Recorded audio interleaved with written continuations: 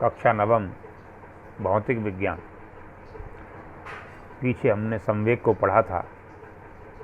संवेग से संबंधित गति का दूसरा नियम पढ़ा था और दूसरा नियम गति का F = ma।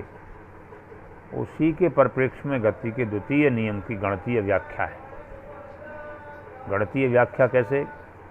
माना कोई वस्तु जिसका द्रव्यमान m है और वह प्रारंभिक वेग u से सीधी रेखा में गति कर रही है और t समय तक उस पर एक निश्चित बल लगता है और निश्चित बल लगाने से उसका वेग, अंतिम वेग v हो जाता है।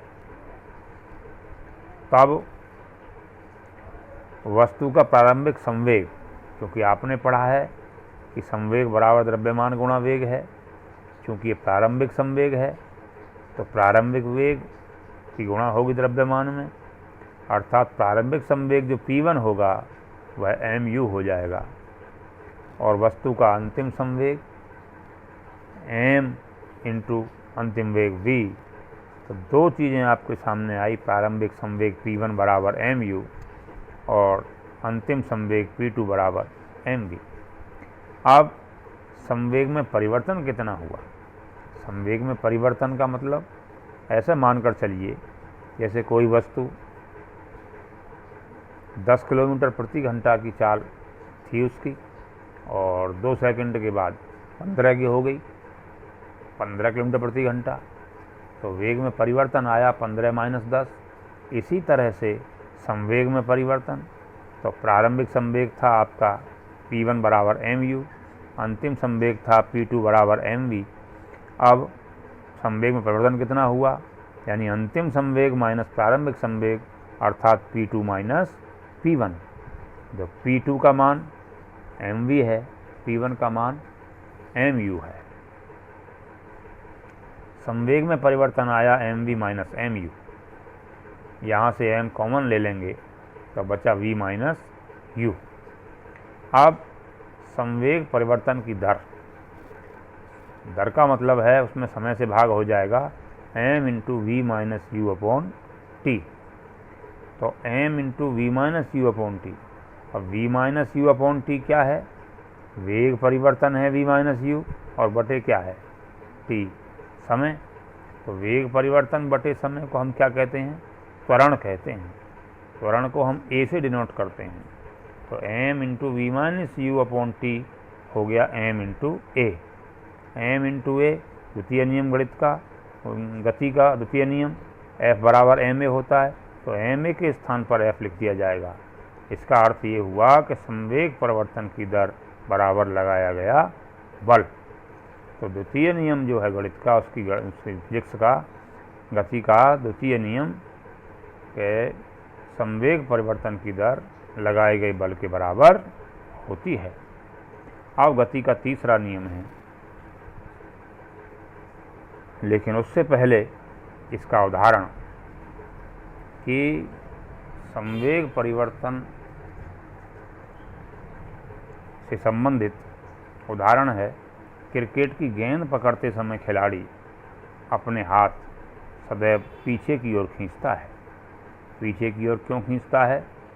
क्योंकि इससे वेग परिवर्तन की दर कम हो जाती है। तो उसके हाथ को जो आघात लगता है, यदि वो हाथ को एक ही स्थान पर रखे तो बहुत ज़ोर से चोट लगेगी, क्योंकि गेंद जिस दिशा में जा रही है उसी दिशा में वह हाथ को पीछे खींचता है। तो संवेग परिवर्तन यानी वेग परिवर्तन कम हो जाता है और उससे चोट लगने की संभावना कम हो जाती है। इस तरह ये था गणितीय व्याख्या इसकी द्वितीय नियम की। अब न्यूटन का गति विषयक तृतीय नियम। तृतीय नियम क्या है? जब कोई वस्तु किसी दूसरी वस्तु पर बल लगाती है, जब कोई वस्तु किसी दूसरी वस्तु पर बल लगाती है तो दूसरी वस्तु भी पहली वस्तु पर उतना ही बल विपरीत दिशा में लगाती है। यानी एक वस्तु जितना बल दूसरी पर लगाती है तो दूसरी वस्तु भी पहली वस्तु पर उतना ही बल विपरीत दिशा में लगाती है।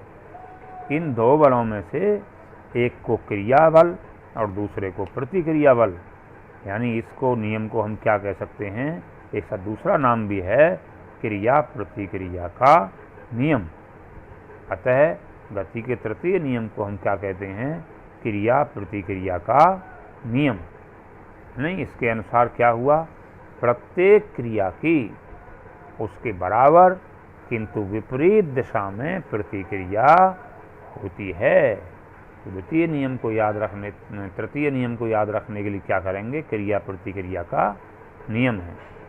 तो पहला नियम था, संबंध था उसका जड़त्व से, दूसरा नियम F बराबर mv से, और तीसरा नियम था क्रिया प्रतिक्रिया का नियम।